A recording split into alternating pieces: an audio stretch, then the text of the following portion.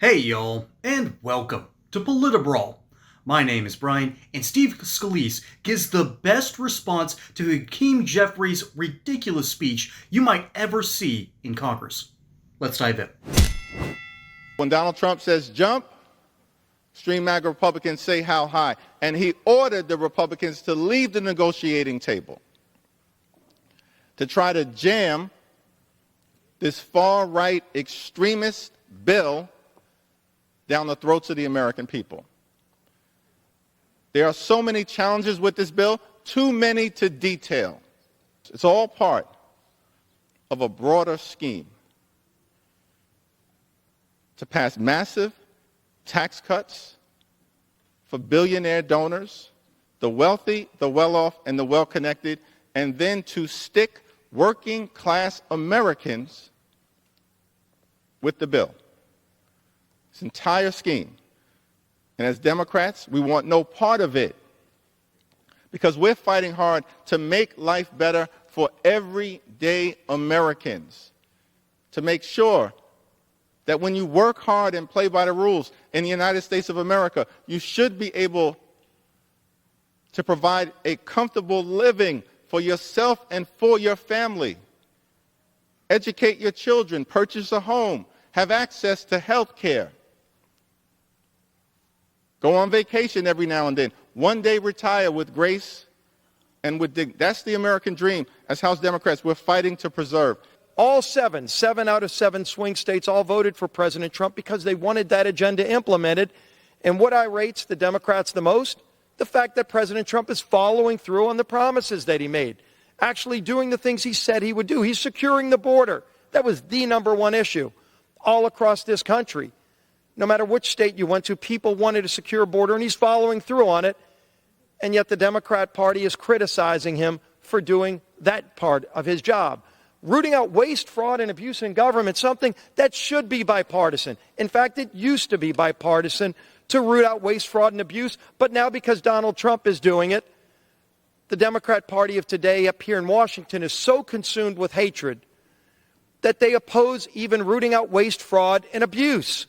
That has been not only highlighted up here, but people around the country are talking about getting rid of that waste once they've seen it. A lot of this was a veil that was pulled down where people couldn't even find out what was going on because the payment systems were being hidden by the Biden administration. We couldn't even find out about a lot of that spending that we were anecdotally hearing about. But finally, you saw it on full display. And it was so embarrassing that some of those employees have left. Fortunately, a lot of that taxpayer money that was being wasted is now being saved. And the money is being recouped so that we can shore up programs that work vitally for people. The president talked about Social Security, a program that we help protect. When you've got somebody that's listed as 300 years old in the Social Security system, that shows you the kind of fraud and abuse that's going on. And the fact that President Trump is willing to confront that and take it on so that people actually paid into the program their whole lives can get the benefits they deserve. That's what people elected President Trump and this majority on the Republican side to do. But you would think Democrats would want to join in and help accomplish that. And yet here they are on this floor talking about things that aren't even in the bill, trying to scare people, talking about cuts to veterans in the bill. And maybe because they just didn't read the bill, it's only 99 pages long, I would urge them to go read it. They might actually vote for this bill in the next hour because they'll realize, in fact, the cuts that they're talking about are not true. They're not in the bill. There's an increase for veterans in this bill. You know what else is in this bill, Mr. Speaker? And I want to applaud, again, the chairman of the Appropriations Committee and his members for negotiating something that's been needed for a long time, and that is the largest pay raise for our junior enlisted military personnel in over 40 years. Now, if somebody doesn't think our men and women in uniform deserve that pay raise, maybe they'll vote no. I'm proud to say I'm going to be voting yes to support our men and women in uniform who've been waiting for that raise and deserve it. How can you justify a no vote on that, Mr. Speaker? That's actually in the bill. As they talk all day about what's not in the bill, because they were against it before it was even written, If they actually read this bill, again, only 99 pages, it's a pretty quick read, you would find out that pay raise for our troops is in the bill. Stronger funding for our veterans is in the bill. But why are they voting no, you would ask? Just because the name of the president is Donald Trump. I think the people of this country are fed up with that kind of hatred that consumes people here in Washington. Fortunately, Steve Scalise is still with us, and he's delivering a perfect response to Hakeem Jeffries. Which, by the way, what he's talking about, what Hakeem Jeffries is talking about here, makes zero sense under the microscope. One of his claims was, oh, extreme MAGA Republicans. Really? You want to give us even cooler names? We already had MAGA, now you have extreme MAGA? That's amazing. Thank you for doing PR work for us. But the whole idea that, Trump ordered the Republicans to vote no on a deal that Congress had gotten together and had nearly passed that would have alleviated illegal immigration. No, Hakeem. The reason that this was told to vote no was it did not fix the fundamental problem, that people are abusing the asylum system. People have been abusing literal humanitarian aid in order to come here to the United States. Do you know why Laken Riley is no longer with us? The man that slew her was originally arrested all the way up in New York City. All right? They had him under arrest, but they let him go because the city is already radical enough.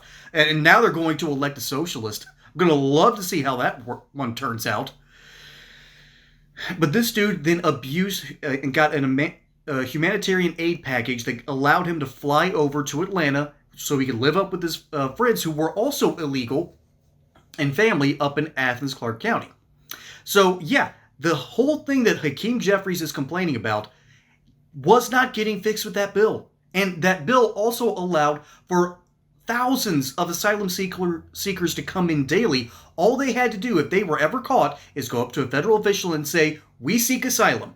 And then we couldn't do a thing about it. If you want to talk about poison pills and legislation, I think that's one of them, Hakeem.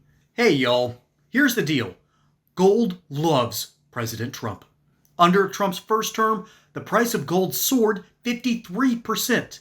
And the price of silver jumped 51%. Since the start of the second term, gold has skyrocketed even higher, breaking records and even outperforming stocks. Here's what I like about precious metals like gold and silver. They have been used as a store of value for centuries. Governments can't easily manipulate it. They are used as hedges against market risk and, of course, against inflation.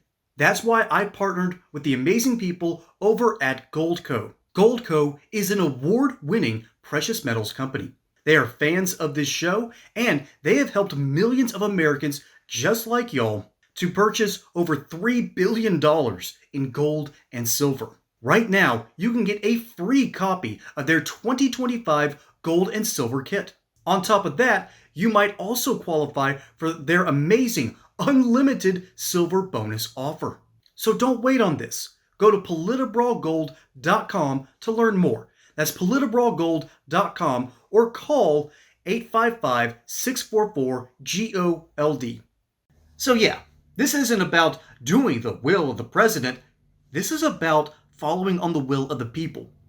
The American people have had enough, particularly those under Democrat rule. They have understood that these illegal migrants who have been shipped over, bussed over, flown over, are now getting 3, 4, 5-star hotels, luxury apartments. Where is this money coming from? And it's coming from the taxpayers. And it's coming at the expense of money that could have been spent making the neighborhood better. So yeah, you had a huge outcry from folks in Democrat cities all over the country, and it spread like wildfire. And it does not matter where you are here in the United States, illegal immigration is a problem. And so for Hakeem Jeffries to go out there saying, oh, we had a bill in place,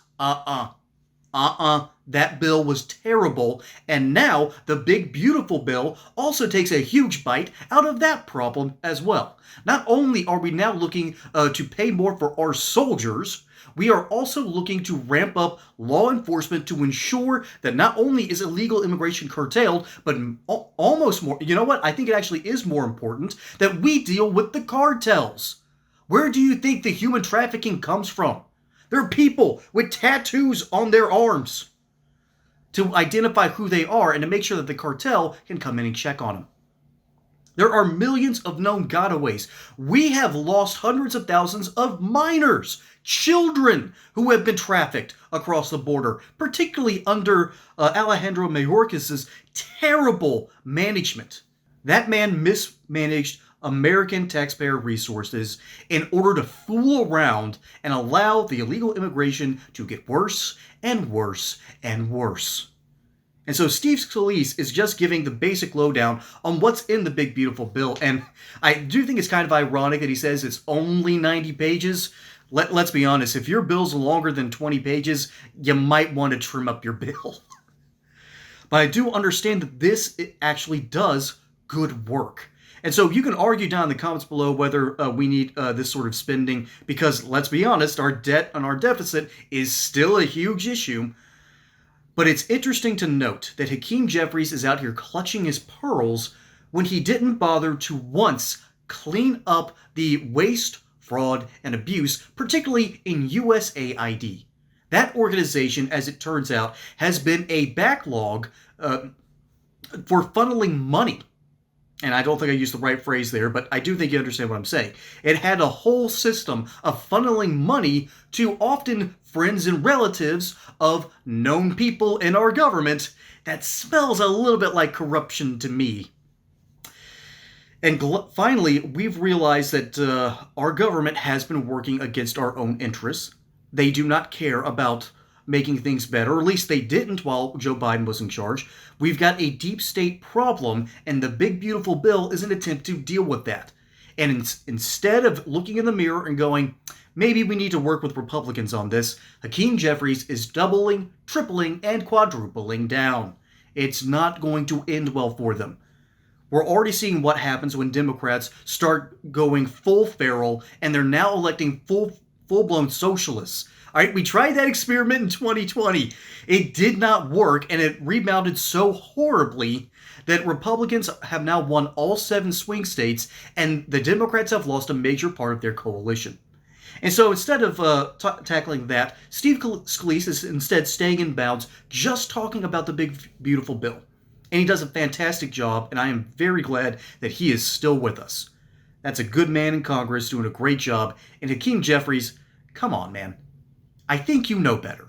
I think Hakeem Jeffries knows better, but he's forced to act in an otherwise insane way, all to please the insipid wishes of rich white liberals who have forgotten how to govern. Folks, my name is Brian. Hope you enjoyed that segment here on Polit Brawl. Don't forget to like and subscribe. Catch you on the next one. Until then, y'all have a good one.